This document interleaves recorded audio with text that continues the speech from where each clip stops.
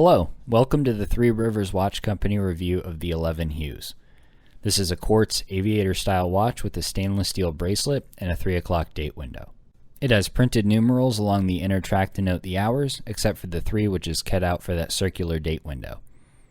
I should mention that the date window doesn't quite line up with the rest of the numbers. The outer track has applied indices every 5 minutes, with the remainder of the minutes being printed on.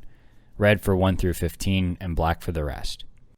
Just below each applied index, there's a printed numeral every 5 minutes in black. The logo is also printed on. The dial itself is matte white with the outer dial raised a bit from the center, giving it some depth. So the question is, does the watch live up to expectations? I paid about $50 for this on the Watch Gang Tier 1 wheel, so we have to evaluate it based on that price, but I have seen it on other sites for well over $100. Do I like the look of it? Kind of. I like the style, and I think it looks a little bit better in person than it did on the website. However, it wears much bigger than I thought it would based on the measurements. The Elevon is technically smaller than this, a Swiss Eagle Altitude. The Swiss Eagle measures in at 46 millimeters in diameter, whereas the Elevon measures in at 45 millimeters. I think that the apparent size difference comes in because of the dial size. The Elevon has a dial diameter of 39 millimeters, and the Swiss Eagle has a 34 millimeter dial. This is something that I didn't pick up on when looking at it online.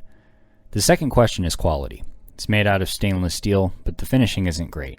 It's not bad, and it fits right in with the $50 price point, but it doesn't impress me as you'd always hope a watch would.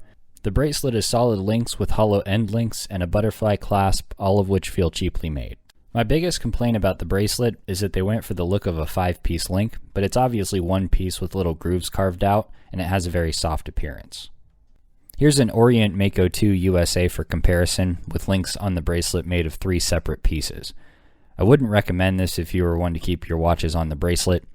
The crystal is mineral glass, so it won't afford much scratch resistance, if any at all.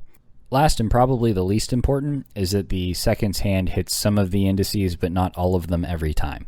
It seems to depend on how the watch is oriented, which most likely means that there's a lot of play in the movement. This could also mean that there's an issue with this specific piece, so your experience may differ. So who's this watch for?